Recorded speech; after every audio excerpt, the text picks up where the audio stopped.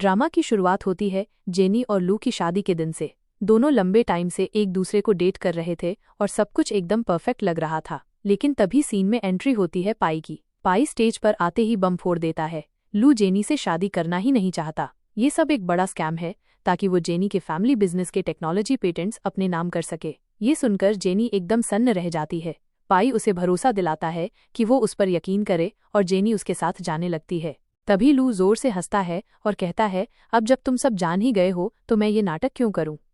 और पलक झपकते ही उसके गार्ड्स जेनी के मम्मी पापा को पकड़कर बंदी बना लेते हैं। लू जेनी को धमकी देता है कि अगर उसने सारे टेक्नोलॉजिकल राइट्स उसके नाम नहीं किए तो उसके मम्मी पापा जिंदा नहीं बचेंगे। पाई जेनी को दिलासा देता है कि वो सब कुछ अपने नाम करवा ले और जैसे ही हालात नॉर्मल होंगे वो सब कुछ वापस कर देगा। काफी सोचने के बाद जेनी पेपर्स पर साइन कर देती है। लेकिन स्टोरी में ट्विस्ट यहीं आता है। साइन करने के बाद पता चलता है कि ये सब पाई और लू के बीच एक शर्त थी। शर्त ये थी कि जो भी जेनी से साइन करवा लेगा वही टेक्नोलॉजी का मालिक बन जाएगा। लू हार जाता है और पाई खुशी खुशी वहां से चला जाता है। लेकिन लू को इतना गुस्सा आता है कि वो जेनी के मम्मी पापा को धक्का दे देता है। इस धक्के से अंकल को हार्ट अटैक आ जाता है और आंटी बेहोश हो जाती हैं। लू गुस्से से आग बबूला था। उसने सोचा था कि सब कुछ उसके नाम हो जाएगा, पर पाई ने सारा खेल बिगाड़ दिया। जेनी उससे अपने मॉम डैड की जान बचाने की भीख मांग रही थी, लेकिन लू को घंटा फर्क नहीं पड़ता था। दुख और गुस्से में जेनी ने अपनी जान ले ली। उसकी आखिरी सोच यही थी, काश ये सब पहले पता होता। और फिर सब कुछ रिवर्स हो गया। जेनी खुद को एक क्लब में पाती है। उसे समझ आता है कि उसे दूसरी लाइफ मिल गई है। तभी लू उसके पास आता है, लेकिन इस बार जेनी को सब पता था। गुस्से में उसने वाइन की बोतल लू के सिर पर फोड़ दी और चिल्लाने लगी, ये लड़का मुझे परेशान कर रहा है। भीड़ को देखकर लू भाग जाता है और सिक्योरिटी उसे ढूंढने लगती है। तभी उसे पाई का कॉल आता है। पाई कहता है, लगता है इस बार लू सफल नहीं होगा। इसके बाद जेनी अपने घर लौटती है। उसकी मम्मी उसका वेलकम करती हैं। अपने मॉम डैड को जिंदा देखकर वो इमोशनल हो जाती है। उन्हें देखकर उसे सब याद आ जाता है और वो खुद से प्रॉमिस करती है कि इस बार वो लू और पाई दोनों से बदला लेगी। अगले दिन वो एक हॉस्पिटल में फूलों का गुलदस्ता लेकर जाती है और लू से सॉरी बोलती है। वो कहती है कि पिछली रात उसने बहुत ड्रिंक कर ली थी और होश में नहीं थी। लू उसे बाहर चलने को कहता है, लेकिन जेनी मना कर देती है और कहती है कि उसे और काम है। जैसे ही वो जाती है, गुलदस्ते से एक होटल रूम की चाबी गिरती है। लू समझ जाता है कि कुछ तो गड़बड़ है। वहीं पाई अपनी मंगेतर मिया के साथ था। वो उसे समझा रहा था कि जैसे ही लू एक स्टेप आगे बढ़ेगा वो सब कुछ अपने नाम कर लेगा। लेकिन मिया को ये सब पसंद नहीं आता, क्योंकि वो नहीं चाहती कि पाई और जेनी कभी एक हों। इसके बाद जेनी पाई से मीटिंग के लिए मिलती है, लेकिन पाई उसे बाथरूम में ले जाता है और कहता है कि मीटिंग तो अलग ही होगी। जेनी उसे रोकने की कोशिश करती है, लेकिन वो अपनी हदें पार करने लगता है। तभी जेनी जान आ जाती है, क्योंकि उसे पता था कि रूम में लू आने वाला है। जैसे ही दरवाजा खुलता है, जेनी जमीन पर गिर जाती है, जैसे पाई उसे जबरदस्ती कर रहा हो। लू ये देखकर चौंक जाता है। पाई लू से पूछता है कि वो यहाँ क्या कर रहा है, तो लू उसे बताता है कि उसे गुलदस्ते से एक की कार्ड मिला था। जेनी एक्टिंग करती है कि उसे कुछ नहीं पता और वो तो बस मीटिंग के लिए आई थी। लू को समझ आ जाता है कि ये सब पाई का प्लान था। वो जेनी को वहां से ले जाने लगता है, लेकिन पाई उसे रोकता है। तभी मिया भी आ जाती है और जेनी को थप्पड़ मार देती है और पाई से कहती है कि अगर उसने जेनी का इंतजाम नहीं किया तो उसकी फैमिली सब कॉन्ट्रैक्ट्स तोड़ देगी। पाई गुस्से में होता है, लेकिन जेनी दोनों को लड़ने से रोक देती है और कहती है कि वो अब पाई से कोई भी मीटिंग नहीं करेगी। लू उसे समझाता है कि पाई एक प्लेबॉय है और जो हुआ उसे भूल जाना चाहिए। जेनी उसे धन्यवाद कहती है और उसे गले लगा लेती है, लेकिन मन ही मन बहुत खुश होती है, क्योंकि मिया को वहां लू ने नहीं बल्कि खुद जेनी ने बुलाया था। इसके बाद जेनी लू से कहती है कि क्या वो उसे एक इवेंट में साथ ले जा सकता है, क्योंकि वो पहले पाई के साथ जाने वाली थी। लू हंसते हुए कहता है कि बिल्कुल, अब तुम मेरे साथ ही चलोगी। जेनी खुश होती है, क्योंकि उसका पहला रिवेंज पूरा हो चुका होता है। इवेंट शुरू होता है। लू पहले से वहां होता है और जेनी के आते ही उसकी तारीफ करने लग जाता है। तभी पाई भी आ जाता है। जेनी मन में ठान चुकी थी कि वो आज किसी के सामने अपनी बेइज्जती नहीं होने देगी। इवेंट में मिया अपने फ्रेंड्स के साथ होती है। तभी एक स्टाफ जो मास्क और कैप पहने होता है, गलती से मिया को जेनी समझकर उसे स्विमिंग पूल में धक्का दे देता है, क्योंकि दोनों ने एक जैसे नेकलेस पहने होते हैं। लू समझता है कि वो जेनी है और सबके सामने उसे बचाने के लिए पानी में कूद पड़ता है ताकि वो हीरो बन सके। जेनी और पाई दौड़ते हुए आते हैं और देखते हैं कि मिया डूब रही है। मिया जब होश में आती है तो लू को थप्पड़ मार देती है और पाई को भी। फ्लैशबैक में दिखाया जाता है कि ये पूरा प्लान लू का था और उसने पाई को पहले ही बता दिया था कि जैसे ही जेनी डूबेगी वो उसे बचाकर हीरो बनेगा। पास्ट लाइफ में भी जब जेनी पानी में गिरी थी तो लू ने ही उसकी जान बचाई थी। लेकिन उस समय सबको ऐसा लगा था कि जेनी ने जानबूझकर ऐसा किया ताकि वो सबका ध्यान खींच सके। उसी तरह अब मिया के साथ हो रहा था। लोग कंफ्यूज थे कि मिया तो पाई की मंगेतर है, तो वो लू के साथ इतनी क्लोज क्यों है। दूर खड़ी जेनी ये सब देखकर मुस्कुरा रही थी, क्योंकि ये तो बस शुरुआत थी। फिर वो मिया के पास जाकर एक टॉवल लेकर जाती है। जेनी मिया को लेकर जाने लगी और पाई ने तुरंत लू से सारी एक्सप्लेनेशन मांग ली। लू ने उसे रूबी नेकलेस दिखाया, जिसे देखकर वो खुद कंफ्यूज्ड हो गया। लू ने कहा, मैं भी उतना ही कंफ्यूज्ड हूँ। मुझे पता है तुमने ये नहीं किया होगा, लेकिन मेरा सारा शक जेनी पर जा रहा है। पाई को भी शक हुआ, पर उसने कहा कि जेनी के पास इतना दिमाग नहीं है कि वो ये सब कर पाएगी। लू ने कहा, सोचो एक बार, बस अपना दिमाग लगाकर देखो, क्या पता उसने जानबूझकर ये सब कुछ किया हो ताकि वो हम दोनों के बीच में झगड़ा लगाना चाहती हो। पाई ने उसे नेकलेस छीन लिया और कहा कि वो मिया से जाकर सब कुछ खुद पूछेगा। इधर मिया ने जेनी को धक्का देना शुरू कर दिया, ये कहते हुए कि हो गया तुम्हारा नाटक करके। जेनी ने कहा, देखो जैसा तुम सोच रही हो वैसा बिल्कुल भी नहीं है। तो मिया ने कहा, हाँ, लगा लो तुम मेरे और पाई के बीच में झगड़ा लड़ना चाहती हो ना, ताकि तुम यहाँ पर आराम से पाई के साथ लग्जूरियस लाइफ जी पाओ, लेकिन ऐसा कुछ भी नहीं होने वाला है। जेनी ने कहा, अगर तुम ये सोच रही हो कि मैं पाई जैसे इंसान के पीछे हूँ तो वो सबसे बड़ी तुम्हारी गलतफहमी है। तुम्हें यहाँ पर आगे जाकर खुद पता चल जाएगा कि पाई आखिर तुम्हारे साथ है भी क्यों। मिया को लू पर बहुत गुस्सा आ रहा था, उसे लग रहा था कि ये सब जानबूझकर किया गया है। जेनी ने लू का पक्ष लिया, जिस पर मिया ने उसे धक्का दे दिया। जैसे ही जेनी ने लोगों को आते देखा, वो एक ड्रामा क्वीन की तरह नीचे गिर गई और कहने लगी, मैं तो बस यहाँ लू का पक्ष लेकर तुम्हें समझाना चाहती हूँ कि तुम जो उसके बारे में सोच रही हो वैसा बिल्कुल नहीं है। इतने में लू ने जेनी को वो नेकलेस दिखाया, पर उसने देखा कि जेनी ने भी वो नेकलेस अभी भी पहना हुआ था। मिया ने तुरंत वो नेकलेस जेनी के गले से खींच लिया और पूछा, ये नेकलेस मुझे पाई ने दिया था, तो फिर ये तुम्हारे पास क्या कर रहा है। जेनी कुछ कहने वाली थी, लेकिन मिया ने उसे थप्पड़ मार दिया और बोली, जब मैं और मेरा फियांसे बात कर रहे हूँ तब तुम अपना मुंह क्यों खोल रही हो। पाई तुरंत जेनी के पास गया और मिया पर चिल्लाया, आखिर तुम उसे थप्पड़ क्यों मार रही हो। वो अपना स्पष्टीकरण देने की कोशिश कर रही है। जेनी पहले ही समझ गई थी कि शायद पाई को उस पर शक हो गया है, जिसके बाद उसने कहा, सही कहा, मैंने यहाँ पर ये नेकलेस खुद अपने आप से ठीक वैसे ही बनवाए हैं जैसे मिया के हैं। और मिया यहाँ पानी में अपने आप नहीं गिरी है, बल्कि मैंने उसे पानी में गिरवाया है ताकि मिया घर चली जाए और मुझे यहाँ पाई के साथ अच्छा समय बिताने का मौका मिल जाए। वो इतना भावुक होकर कह रही थी कि पाई के तो मन में लड्डू फूटने लगे और वो बहुत खुश हो गया। उसने कहा, ये सब कुछ तुम यहाँ मेरे लिए कर रही हो। और जेनी ने बड़े बुरे तरीके से हाँ कह दिया। इतने में उसे एक कॉल आने लगा, तो मिया ने वो कॉल उठाकर स्पीकर पर रख दिया। जेनी का स्टाफ कह रहा था, माफ करना, आपने मुझे यहाँ मैडम मिया को पानी में गिराने के लिए कहा था, लेकिन जब तक मैं आया तब तक तो वो खुद पानी में गिरी हुई थी, तो मैं यहाँ इस काम को पूरा नहीं कर पाया और मैं तुरंत इस पार्टी से निकल गया। तब जाकर लू और पाई को जेनी के ऊपर यकीन होने लग गया। मिया वापस से वो फोन जेनी के सर पर फेंक कर मारने वाली थी, लेकिन पाई ने उसे रोक लिया। जेनी ने कहा, माफ करना, मैं अपने आप को कंट्रोल नहीं कर पा रही हूँ पाई, मैं तुम्हारे साथ रहना चाहती हूँ। पाई तो यहाँ बहुत खुश हो गया, क्योंकि शुरुआत में तो उसे लगा था कि लू जीत जाएगा और वो हार जाएगा, लेकिन अब जब खुद जेनी उसके पास आ रही है तब उसे यहाँ पर जीत उसकी आंखों में नजर आ रही है। यहाँ पर मिया उसे कहने लगी, क्या तुम अभी भी जेनी का पक्ष लेने जा रहे हो मुझे बचाने के बजाय। यहाँ पर पाई कहने लगा कि देखो तुम बेवजह बन रही हो। वो कहती है, ठीक है। मिया गुस्से में बोली, या तो तुम जेनी को पूल में धक्का दे दो या फिर मेरे साथ एंगेजमेंट तोड़ दो। यह सुनकर सभी लोग हैरान रह गए और सबकी बस यही उत्सुकता थी कि आखिर पाई किसे चुनेगा। पाई ने मिया से साफ कहा, देखो ये सब बातें हम बाद में भी कर सकते हैं। पर जेनी ने बीच में ही कहा, नहीं पाई, तुम मिया के साथ चले जाओ, मेरा क्या है, मैं अपना खुद देख लूंगी। अगर मिया गुस्सा हो गई तो तुम्हारी एंगेजमेंट टूट जाएगी और फिर तुम्हारी फैमिली में इन्वेस्टमेंट कौन करेगा। और वैसे भी मिया को लगता है कि वो तुम्हें बहुत डोमिनेट करती है। ऐसा कहकर वो उसे भड़का रही थी। पाई ने मिया से साफ साफ कह दिया, तुम्हें क्या लगता है, अगर तुम्हारे पेरेंट्स मेरी कंपनी में इन्वेस्ट नहीं करेंगे तो क्या मेरी कंपनी नहीं चलेगी। मिया ने कहा, कोई बात नहीं, मैं अपने सारे इन्वेस्टमेंट्स वापस निकाल रही हूँ। और उसने उस नेकलेस को स्विमिंग पूल में फेंक दिया। फिर उसने किसी को कॉल करके कहा कि उसे कोई चाहिए जिससे वो सबक सिखा सके, क्योंकि पैसे की कमी उसके पास बिल्कुल नहीं है।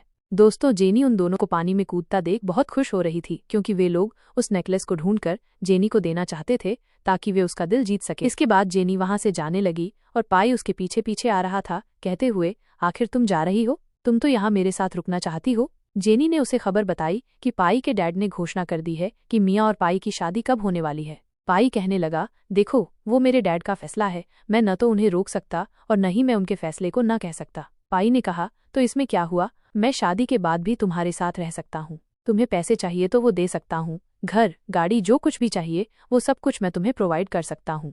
और जेनी ने उसे थप्पड़ मार दिया, कहते हुए, तुम्हें एक बार कहा तो समझ नहीं आता कि मैं ऐसे इंसान के साथ नहीं रहना चाहती जिसकी शादी हो चुकी है, और तुमने मुझे समझ क्या रखा है।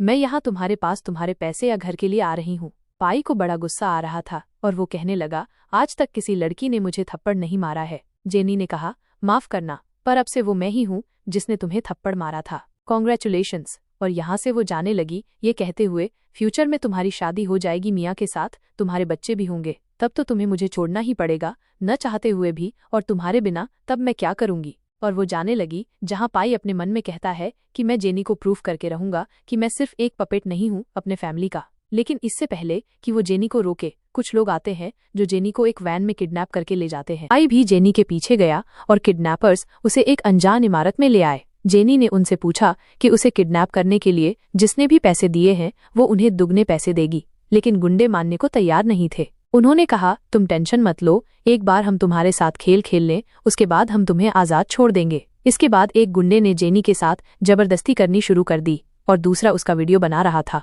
जेनी चिल्लाने की बहुत कोशिश कर रही थी कि तभी पाई अपनी गाड़ी के साथ वहां आ गया। जेनी तुरंत अपने बंधे हाथ खोलकर पाई के पास भागी।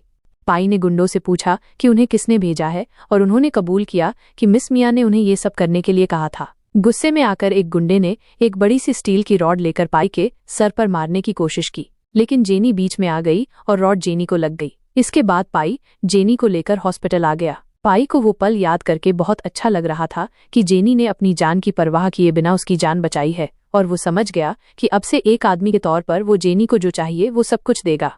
इसके बाद लू भी वहां आ गया। उसने कहा, प्लानिंग की तो अभी बस शुरुआत ही हुई थी, अगर ये इंसान उठ नहीं पाई तो हम अपने प्लान को आगे कैसे बढ़ाएंगे। पाई और लू बाहर बात करने के लिए चले गए, जहां जेनी होश में तो आ चुकी थी, लेकिन वो बस बेहोश होने का नाटक कर रही थी। और यहाँ हमें पता चला कि जेनी ने खुद ही अपनी किडनैपिंग करवाई थी। जिसके बाद लू और पाई बाहर अपनी प्लानिंग को लेकर झगड़ रहे थे और जेनी अंदर बैठकर मजे ले रही थी। बाहर पाई लू से कह रहा था, अब हमें इस प्लान को यहीं खत्म करना होगा और इस नाटक को भी। लू कहने लगा, तुम क्या पागल हो, तुम्हें पता है न कि तुम्हारे डैड ने तुम्हारी शादी पहले ही मियाँ की फैमिली के साथ फिक्स करा दी है, और तुम इस प्लान को ड्रॉप क्यों करना चाहते हो। अगर इस प्लान को अभी ड्रॉप कर दिया तो फिर हम उस टेक्नोलॉजी को अपने हाथों में नहीं ले पाएंगे। पाई का कहना बस एक ही था कि उसे जेनी से प्यार है, इसलिए वो उसे इन गंदी चीजों की तरह अपनाना बिल्कुल नहीं चाहता। बाद में लू कहता है, ठीक है, अगर तुम उसे खत्म ही करना चाहते हो तो फिर मुझे सब कुछ उस इंसान को बता देना होगा। पाई को कुछ समझ नहीं आया। लू कहता है, जाहिर सी बात है कि जेनी को भी तो पता चलना चाहिए। शुरुआत से तुम यहाँ पर उसे क्यों अप्रोच कर रहे थे। एक बार जाकर मैं यहाँ पर उसे सारी बात बता लूं, फिर तुम यहाँ पर उसके साथ शादी कर लेना। पाई को गुस्सा आ जाता है और वो उसे धक्का मार देता है, ये कहते हुए कि खबरदार अगर तुमने ऐसा कुछ भी किया तो। लू कहने लगता है, क्यों, लगता है तुम भूल रहे हो कि 3 दिन बाद तुम्हारी एंगेजमेंट है, जहाँ तुम अपने डैड के सिर्फ पपेट हो। तुम्हारे डैड तुम्हें जैसा करने के लिए कह दे तुम बचपन से वैसा ही करते हो, तो फिर कभी भी तुम यहाँ पर अपने डैड के फैसले से न दूर हटोगे और न ही उस फैसले को नकारने वाले हो। तो 3 दिन बाद तुम्हारी एंगेजमेंट है, और ऐसे भी जेनी उस इंसान के साथ नहीं रहना चाहती जिसकी शादी हो चुकी हो। वो आखिर मिस्ट्रेस का दर्जा क्यों ही चाहेगी। पाई वहां से जाने लगा। जब लू ने उसे रोककर पूछा तो पाई ने बताया कि वो उस एंगेजमेंट को तोड़ने के लिए जा रहा है। यह सुनकर लू हैरान हो गया, पर उसे पूरा भरोसा था कि पाई के डैड उसे ऐसा करने नहीं देंगे। आखिर उनके लिए ये एक बहुत बड़ी बिजनेस डील थी। फिर पाई ने मियाँ को मिलने बुलाया। मियाँ को लगा कि पाई माफी मांगने आया है और वो बहुत खुश हो गई। उसने कहा, चलो अच्छी बात है, आज का दिन पूरी तरह से बुरा नहीं रहा, और यहाँ तुम मुझसे माफी मांगने के लिए आ गए हो, इसलिए मैं तुम्हें अभी ही माफ कर देती हूँ। मियाँ ने कहा। पर पाई बोला, नहीं, मैं यहाँ तुम्हारे साथ एंगेजमेंट तोड़ने के लिए आया हूँ। ये सुनकर मियाँ हैरान हो गई और कहने लगी, लगता है तुम ये सब कुछ यहाँ उस बिच के लिए कर रहे हो, और यहाँ बिच से उसका मतलब जेनी था। पाई कहने लगा, देखो, तुम्हें ये सारी चीजें बोलने का, सुनने का और उसे जज करने का कोई हक नहीं है, क्योंकि तुमने यहाँ पर ऑलरेडी किसी की जान लेने की कोशिश की है। तो अगर जाकर मैं यहाँ पर पुलिस में कंप्लेंट कर दूं तो तुम्हें यहाँ पर जेल में डाल दिया जाएगा, वो भी किसी के मर्डर केस में। मियाँ तो यहाँ पर घबरा जाती है, क्योंकि उसने गुंडों को ऑर्गेनाइज तो किया था, लेकिन यहाँ पर अभी तक उसने अपनी प्लानिंग की शुरुआत नहीं की थी। तो उसे लग रहा होता है कि शायद पाई को उसकी हर एक मोमेंट के बारे में सब कुछ पता है, जिसके बाद वो उसे वापस इन सभी चीजों के बारे में सोचने के लिए कहती है। पाई कहता है, सोचने और समझने की जरूरत नहीं है, तुम्हारी और मेरी शादी सिर्फ और सिर्फ एक बिजनेस डील है और कुछ भी नहीं, और हमारे बीच में तो प्यार भी नहीं है। तो बेटर होगा अगर हम इसी चीज को यहीं पर खत्म कर दें और अपने फ्यूचर को अंधकार में न जाने दें। तो मियाँ कहती है कि बहुत अच्छी बात है। जिस तरीके से तुम मुझसे आकर एंगेजमेंट तोड़ने की बात कर रहे हो, जाकर अपने डैडी से भी कह देना, फिर मैं देखती हूँ कि तुम्हारे डैड तुम्हारा क्या हाल करते हैं। पाई कहता है, देखो वो मेरे डैड हैं और ये मेरी फैमिली का मैटर है जो मैं खुद ही देख लूंगा, तुम्हें अब और दखलंदाजी करने की कोई जरूरत नहीं है। इतना कहकर वो वहां से चला जाता है, जहां मिया का गुस्सा और भी ज्यादा बढ़ जाता है। और दोस्तों, यहाँ जेनी हॉस्पिटल से डिस्चार्ज हो जाती है, जहां लू उसे पिक करने के लिए चला जाता है। तभी यहाँ पाई भी आ जाता है, जहां वो जेनी को अपने साथ चलने के लिए कहता है, लेकिन लू यहाँ पर जेनी के सामने ही पाई की पोल खोल देता है। 3 दिन बाद उसकी एंगेजमेंट वाली बात को लेकर पाई कहने लग जाता है कि देखो वो मेरा मैटर है और वैसे भी मैंने इस एंगेजमेंट को तोड़ दिया है। लू कहता है, हो ही नहीं सकता, भले ये एंगेजमेंट तुम तोड़ कर आ गए होगे, लेकिन ये एंगेजमेंट तुम्हारे डैड ने फिक्स करवाई थी, तो फिर तुम उसे तोड़ने वाले कोई नहीं होते हो। इतने में पाई उसे कुछ जवाब देने वाला था कि उसे उसके डैड का कॉल आ जाता है, जहां पर उसके डैड उस पर बहुत गुस्सा कर रहे होते हैं कि तुम कौन होते हो मेरे डिसीजन को यहाँ पर तोड़ने वाले। अगर तुम मिया के साथ शादी नहीं कर सकते तो फिर कोई बात नहीं, तुम यहाँ पर इस घर में भी मेरे बेटे बनकर नहीं रह सकते हो, तो फिर बेटर होगा अगर तुम इस घर को ही छोड़कर यहाँ से चले जाओ। और वो उस कॉल को काट देते हैं। लू यहाँ जेनी से कहने लगता है, देखा इसके पास कुछ भी नहीं है जहाँ वो तुम्हें कोई भी खुशियां दे सके। लेकिन यहाँ पाई जेनी को अपने साथ चलने के लिए कहता है ताकि वो उसे सारे एक्सप्लेनेशन दे सके। पर यहाँ जेनी उसे साफ साफ कह रही थी कि देखो, मैं यहाँ पर अपनी फीलिंग्स को ऐसे मैन पर बर्बाद नहीं करना चाहती जो करेजियस बिल्कुल न हो, जो मेरी रियल स्टैंड बिल्कुल न ले सके। और यहाँ वो लू की कार में बैठ जाती है, जहाँ उसे पता होता है कि उसने अभी जो कुछ भी यहाँ पाई से कहा है, उन सभी चीजों से पाई यहाँ पर बहुत अच्छे से प्रोवोक होने वाला है। इसके बाद लू और जेनी लंच करने के लिए आ जाते हैं, जहां पाई भी आ जाता है। लू उसे वहां से जाने के लिए कहता है, लेकिन जेनी कहती है, क्यों न हम तीनों बैठकर साथ में लंच करें। और यहाँ जेनी उसे भी जाने के लिए कह रही थी ताकि वो जाकर यहाँ पर अपने डैड को एक्सप्लेनेशन दे पाए। पाई कहता है, देखो वो मेरे डैड हैं, मैं उन्हें खुद संभाल लूंगा, फिलहाल मैं यहाँ पर आज तुम्हारे लंच के लिए पे करना चाहता हूँ। और यहाँ वो उस वेटर को कार्ड दे देता है, क्योंकि ये एक इम्पॉर्टेंट रेस्टोरेंट होता है जहां पर सभी को प्रीपेड कर आना पड़ता है। वेटर ने पाई को बताया जब उसने अपना कार्ड दिया, पर यह कार्ड तो फ्रीज हो गया है। पाई ने उसे 2-3 और कार्ड दिए, लेकिन वे सभी उसके डैड ने फ्रीज करवा दिए थे। पाई अपने डैड को कॉल लगाने लगा। जेनी ने कहा, कोई बात नहीं, मैं खुद पे कर दूंगी। जेनी को पता था कि पाई अपनी फैमिली के बिना कुछ भी नहीं है। वो एक मामूली इंसान बन चुका है जिसके पास कोई फाइनेंशियल सपोर्ट नहीं है, और फाइनेंशियल सपोर्ट के बिना कोई इमोशनल सपोर्ट भी नहीं मिल पाएगा। लू ने उस इवेंट के लिए पे किया। इसके बाद लू और पाई कोल्ड वॉर करने लगे, पर जेनी ने उन्हें रोका। जेनी ने पाई को समझाया, देखो वो तुम्हारे डैड हैं, ये बात तो मैं भी समझ सकती हूँ, और हर पेरेंट्स का हक बनता है कि वो अपने बच्चों को सिखाएं और चीजें समझाएं, लेकिन अब तो तुम बड़े हो गए हो जहां तुम अपने फ्यूचर के डिसीजन खुद ले सकते हो, तो आई थिंक तुम्हारे डैड को भी अब तो समझ आना चाहिए। इतने में जेनी ने ऐसा नाटक किया कि जैसे उसे ठीक नहीं लग रहा है और वहां से जाने लगी। पाई ने उसे कहा कि वो उसे ड्रॉप कर सकता है, पर जेनी ने मना कर दिया, क्योंकि उसे पता था कि अब समय आ गया है जहां पाई जाकर अपने ही डैड के साथ झगड़ने वाला है, क्योंकि उसे भी तो यहाँ पर फैमिली का फ्यूचर हाई एंड बनना है। इतने में लू पाई से कहने लगा, तुम क्या सचमुच यहाँ पर अपने डैड के अगेंस्ट जाने वाले हो, वो भी इस जेनी के लिए। तब पाई ने साफ साफ कह दिया कि देखो, मैंने तुमसे ऑलरेडी कह दिया था कि मैं यहाँ पर जेनी पर गिव अप करने वाला बिल्कुल भी नहीं हूँ। इतना कहकर वो अपने डैड से मिलने के लिए चला जाता है, और लू समझ जाता है अगर उसने उसके डैड को भी कन्विंस कर लिया मिया के साथ एंगेजमेंट ब्रेक ऑफ करने के लिए, तब तो यहाँ पर जेनी के जो टेक्नोलॉजिकल पेटेंट हैं वो सब कुछ यहाँ पर पाई के नाम हो जाएंगे, और लू यहाँ पर हार जाएगा, क्योंकि लू को बिल्कुल नहीं हारना था।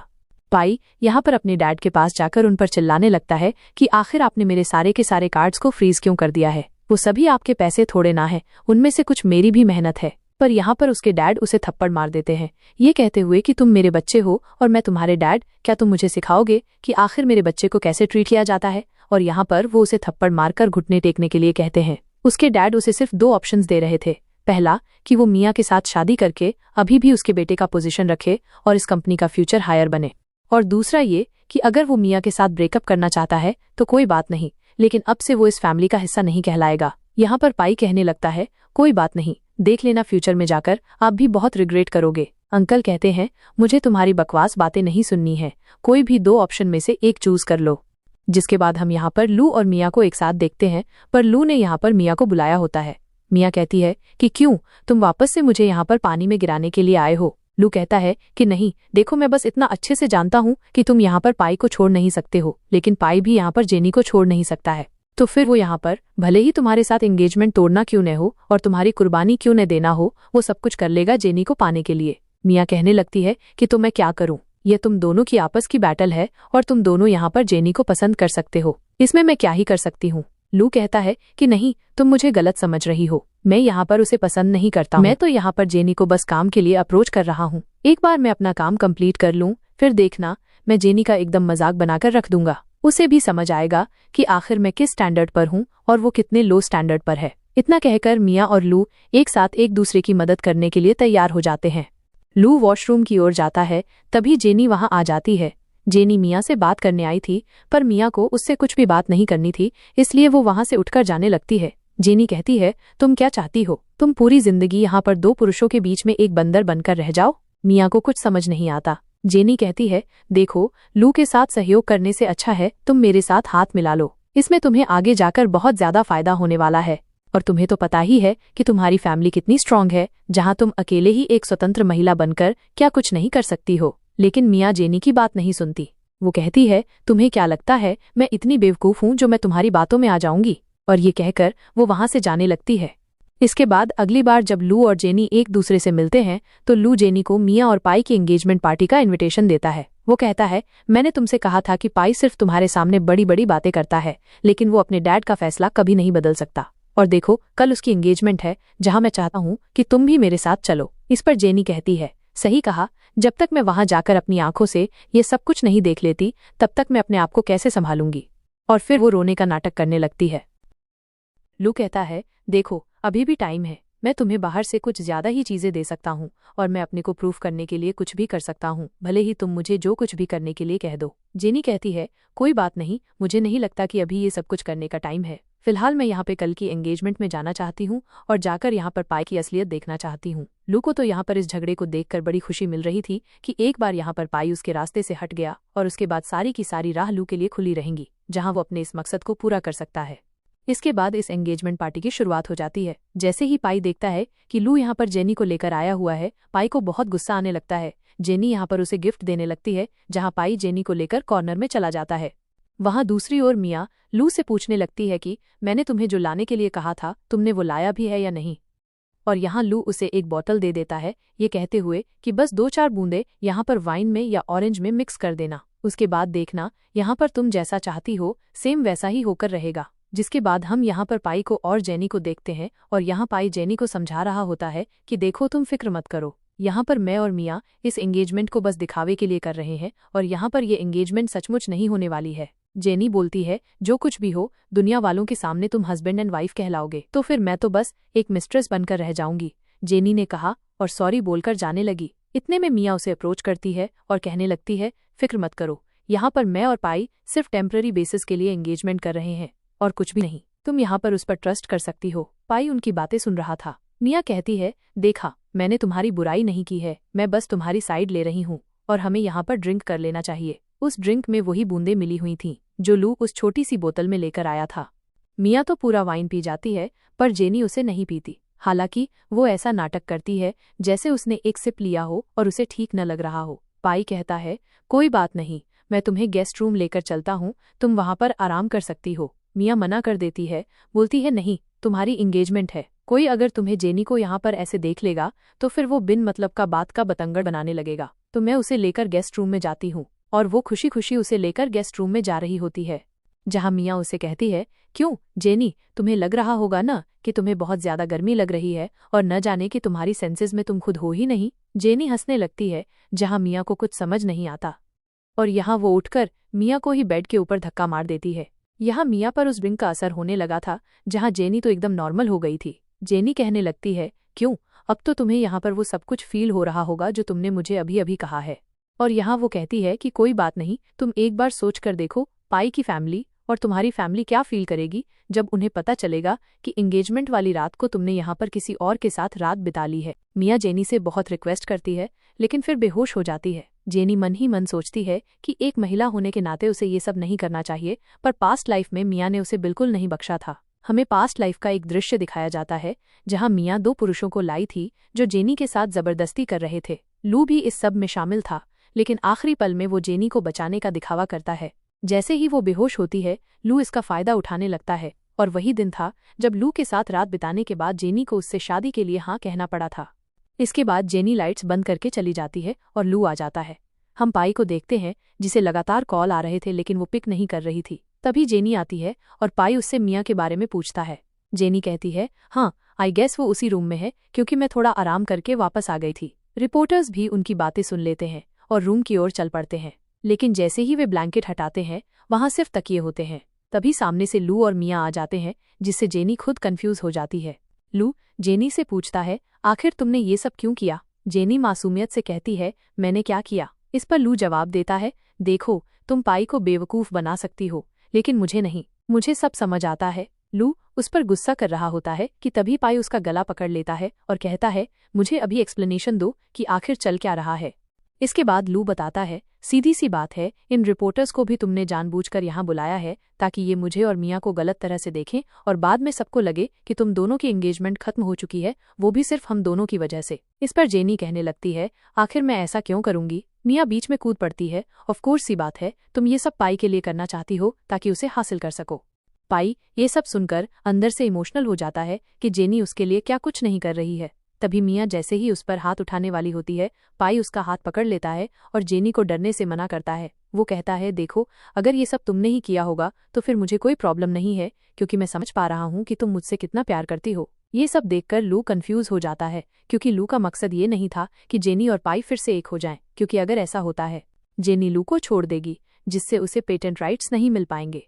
मिया पाई से कहने लगी, तुम्हें पता है न आज हमारी एंगेजमेंट है और तुम यहाँ ये सब कुछ कह रहे हो? पाई कहता है, मुझे फर्क नहीं पड़ता, मैं यहाँ पर सिर्फ और सिर्फ जेनी से प्यार करता हूँ। मिया कहती है, ठीक है अगर इतना ही प्यार है तो ठीक है, आज की एंगेजमेंट को हम तोड़ देते हैं, वो भी सभी मीडिया वालों के सामने, फिर देखना तुम्हारी फैमिली की क्या हालत होती है। पाई कहने लगा, शुरुआत से तुम अपनी फैमिली के इन्वेस्टमेंट को लेकर मुझे यहाँ पर इस तरीके से ब्लैकमेल करती आई हो, तो तुम्हें क्या लगता है मैं यहाँ पर तुम्हारे साथ एंगेजमेंट नहीं तोड़ सकता? और वो वहीं पर उसके साथ एंगेजमेंट को तोड़ देता है, जिसके बाद लू को गुस्सा आ जाता है क्योंकि अगर यहाँ पर मिया इस एंगेजमेंट को तोड़ देती है तो फिर पाई और जेनी एक हो जाएंगे और लू ने इस मकसद के लिए तो मिया के साथ सहयोग नहीं किया था। लू मिया पर चिल्लाने लगता है तो मिया कहती है, डरो मत, मैं बहुत ज्यादा स्वार्थी हूँ, काश ये बात मैंने तुम्हें पहले ही बता दी होती। और जेनी ने जो कुछ कहा था ठीक वैसा ही हो रहा था।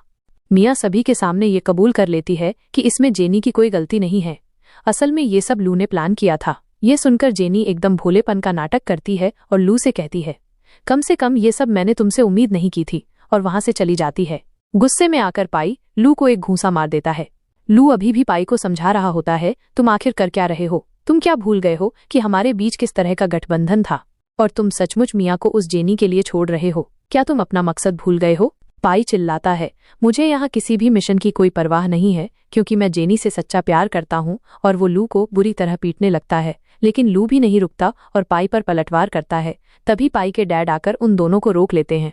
इसके बाद पाई के डैड मीडिया के सामने घोषणा करते हैं कि मैं पाई को बेदखल कर रहा हूँ, अब से वो मेरा बेटा बिल्कुल नहीं होगा और कंपनी का जो फ्यूचर हायर बनने वाला है वो मेरा एक नया पोता होगा, जिससे मैं आप सभी को बहुत जल्द मिलवा दूंगा। उनके डैड वहां से चले जाते हैं। पाई अपने डैड को बहुत समझाने की कोशिश करता है, लेकिन फिर भी वे उसकी बात मानने को तैयार नहीं होते। रिपोर्टर्स भी पाई के डैड के पीछे चले जाते हैं। इसके बाद हम मिया और जेनी को एक साथ देखते हैं, जहां वे एक दूसरे की जीत का जश्न मना रहे होते हैं। मिया का ध्यान न्यूज में जाता है, जहां उन्हें पता चलता है कि पाई के डैड का ऑलरेडी एक और नाजायज बेटा है। जेनी कहने लगती है, जाने भी दो ना, इससे हमें क्या ही फर्क पड़ता है। मिया कहती है, तुमने सही कहा था कि पुरुष बस यही सोचते रह जाते हैं कि वे महिलाओं पर 100% हक जमा सकते हैं और उनसे जो चाहे वो करवा सकते हैं, लेकिन वे ये भूल चुके हैं कि महिलाएं ही होती हैं जो उन्हें कंट्रोल करती हैं।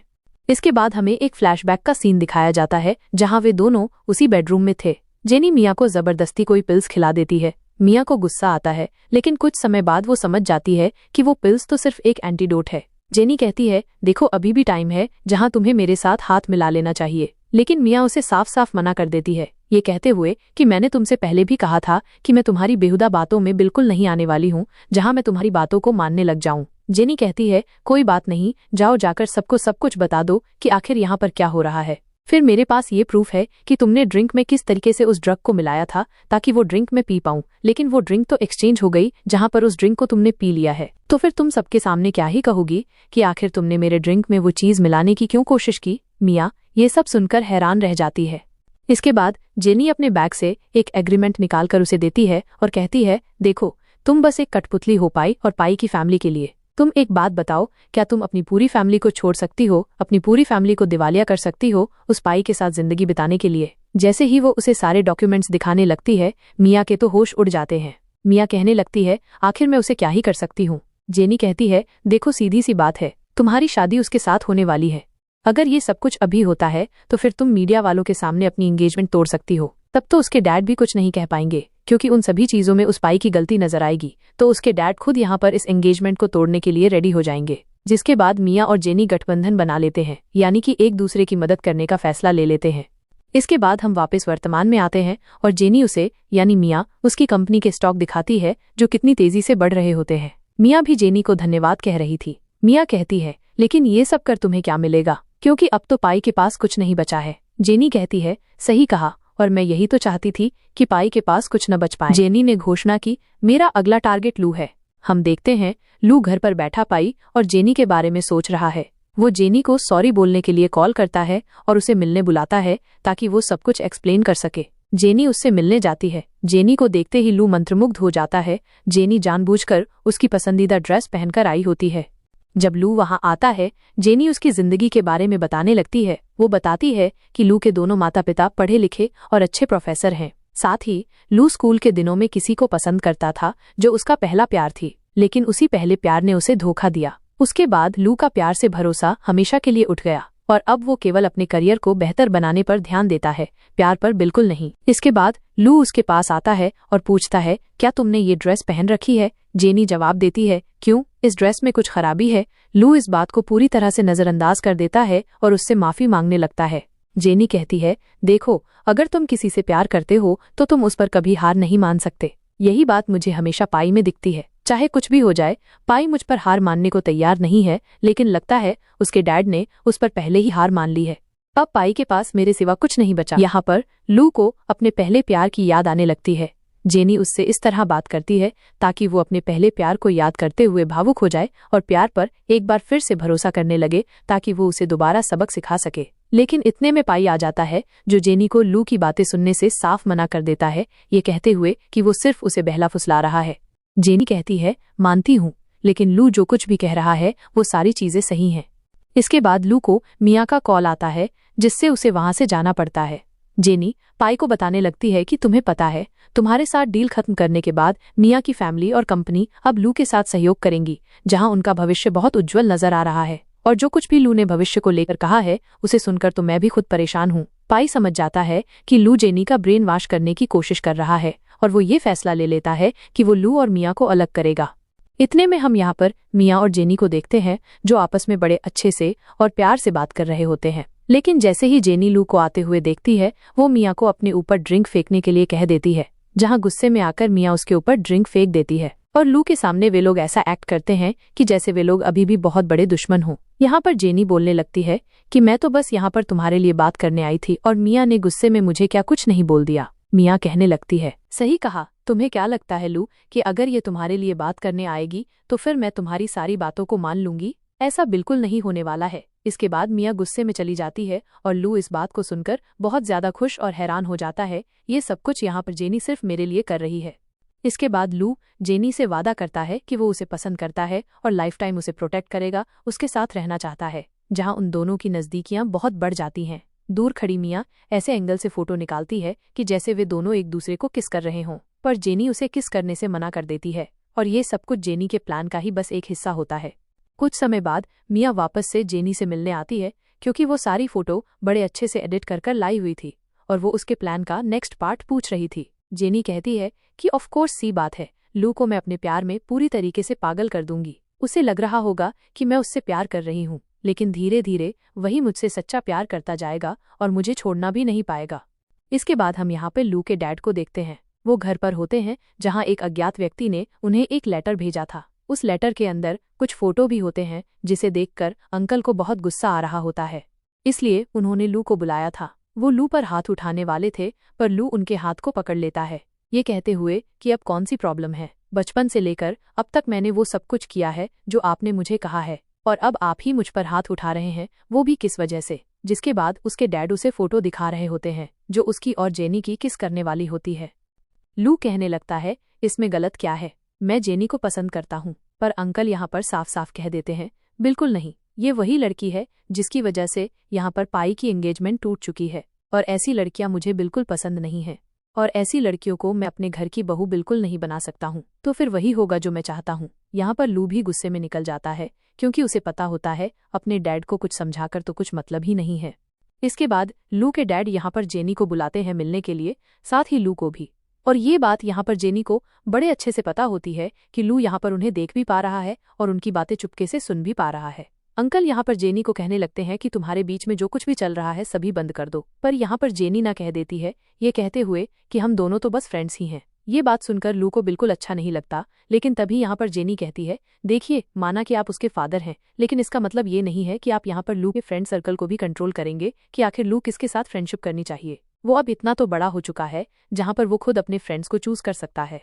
जिसके बाद यहाँ पर अंकल कह रहे होते हैं कि अरे वाह, तुम तो बातें करना बड़े अच्छे से जानती हो। इसका मतलब ये है कि तुम मीठी छुरी जैसी हो जिसकी सिर्फ जबान ही मीठी है।